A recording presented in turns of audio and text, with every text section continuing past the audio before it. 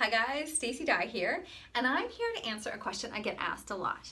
How does Heilkunst differ from other natural health modalities?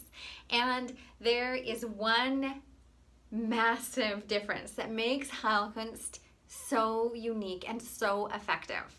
And I'm going to use my daughter's whiteboard here to draw a little diagram to help me explain this. Okay, so I'm going to draw our body. Okay, so this is our body.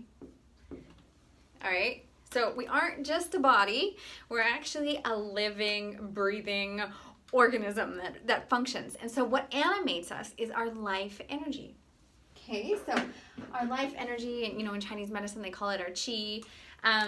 Basically, we call it our life energy in Heilkunst. And so there's two sides. So like in Chinese medicine, there's dualities to everything. I mean, there's dualities to everything in life, but Chinese medicine really talks about this with the yin and the yang. And so in Heilkunst, we look at things in forms of dualities. So our life energy has two sides to it. So this is our life energy. All right, so there's two sides to it. One side here and one side here. They're separate, but they are linked. Okay, and so we've got this one side here, which is called our sustainative power, and then one side over here, which is called our generative power. Okay, so our sustainative power is the side that maintains homeostasis for us. Okay, so it just keeps things functioning.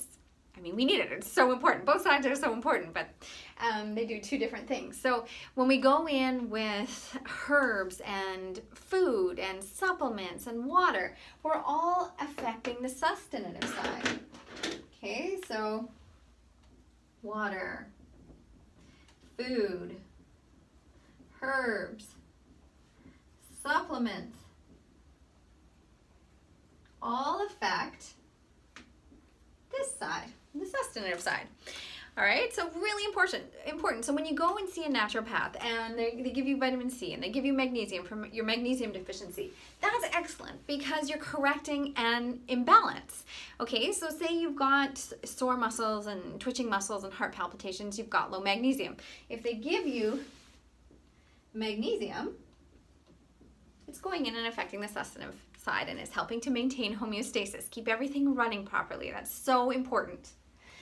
And then we have on the other side our generative capacity. So our generative capacity is our creative capacity. So it's where we can get creative and create ideas, and where as women we can create life essentially. It all happens on the generative side. So when we have an actual disease, it happens on the generative side. So let's use chickenpox as a nice simple example. When you get chickenpox,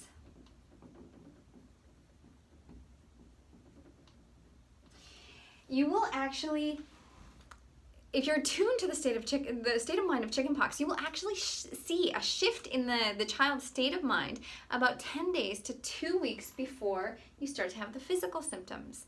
So you get this generative impregnation, and because these are linked, the physical symptoms will filter down into the sustainative side and you'll get your chickenpox and your itchy bites and everything. But it actually started about 10 days to 2 weeks before that with the shift in the state of mind. And I actually had a lady come to see me recently who ran daycares for years, and she was able to witness this phenomenon. She was so attuned to the state of mind of chickenpox that she could see the shift in the kid's state of mind, and she would think, oh, they're gonna get it. And it's fascinating. But anyway, that's a very simple explanation. And so luckily, in the example of chickenpox, it's what we call a self-limiting disease, which means it'll burn itself out. If the body's strong enough, it can throw it off. But when we have had, and there's kind of these other diseases that we can engender that get stuck in the generative side, okay? So say we have, I'm going to take the Staph aureus example that I've used in my previous video. So our suppressed anger disease, essentially. When we've had a lifetime of stuffing our anger or keeping unpleasant emotions down and not talking to people about, when we get angry, we will engender, in effect, a suppressed anger disease, which we call Staph aureus disease. So I'll just write this here. Staph for short. So when we've had a lifetime of that, we actually have a qualitative shift in our state of mind. We engender a disease. And so when you engender a Staphylococcus aureus disease, you will have a shift in your state of mind, and you will start to become afraid of confrontation. You'll be afraid of rocking the boat. You like to keep the peace. You don't want to express any unpleasant emotions, things like that. And that's all related to Staphylococcus aureus. Eventually, you can start to have physical symptoms. So very common physical symptoms. It'll filter down into the sustainative side. The sustainative side, it's sensed a disturbance in the force, and so it'll basically try and muster up things to get rid of it. And so you can have bladder infections. That's a big one for Staphylococcus aureus disease. Styes are another one. There's all sorts, but those are kind of the more common ones. But when you go in and you're treating this bladder infection, so you go in with say you're drinking cranberry juice for the bladder infection, you're going in and you're affecting this side, but it's not going to go up and actually get to the Staphylococcus aureus. It will help to palliate. It's going to help with the bladder infection, but the bladder infections are going to keep coming back because you're not getting rid of this actual disease, which is the root of it. Okay, so with Heilkunst, we go in according to the law of similars, which is a natural law. We're doing this in line with the universal law, essentially. We're going according to the law of similars to remove that disease on the generative side, because we can't go in with cranberry juice. We can drink all the cranberry juice in the world, but it's not going to get to this. Okay? It's going to support, it's going to palliate, which is great, but it's not going to actually get to the root of it. So when we address it according to the law of similars, so the law of similars is like cures like. So let's take, for example, like a snake bite. Often you can make an antidote for a snake bite with the snake venom. So it's like cures like. Okay, so the law of similars has been around forever. It's a natural law. It just didn't gain popularity because of the large doses that they were using, so it could be quite dangerous. But with homeopathic remedies, they're very diluted and what we call potentized remedies, which make it more effective as a remedy and then also safer. And so, we're basically, Staphylococcus aureus is a plant, and so we would use that remedy to treat suppressed anger disease.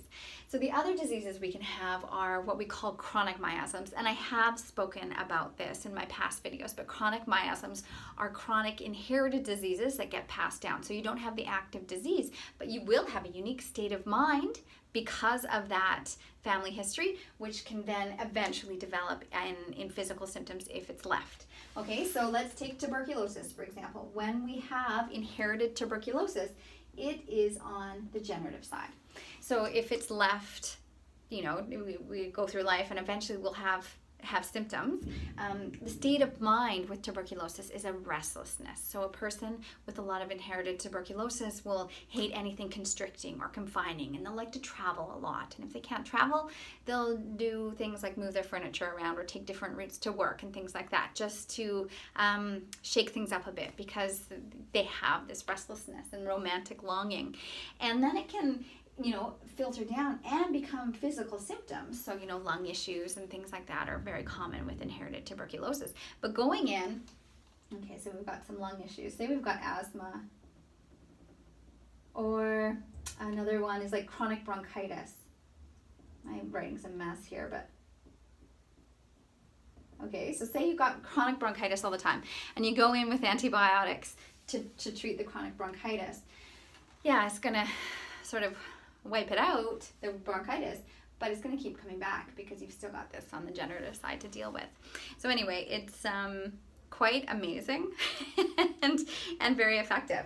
And so yes, this side, going in with herbs and nutrition, is so important, to treat any imbalances we have and to support our organs, adrenal support and kidney support if you've got stressed kidneys and things like that. But if there's a deeper reason why that's happening on this side, no amount of support is going to get rid of that. So, both sides are so important, but we need to work on both sides, and we need to, be in the right areas. So we can't just keep throwing cranberry juice at our Staphylococcus aureus disease and hope it goes away, and we can't keep throwing antibiotics at bronchitis and hope the root goes away. So I hope that sort of helps to explain. It's a bit of a complex topic, but I hope that sort of helps to illustrate and explain how Heilkunst differs from other natural health modalities. And in my opinion, it is so exciting and so amazing to find something that's so principled and mapped out.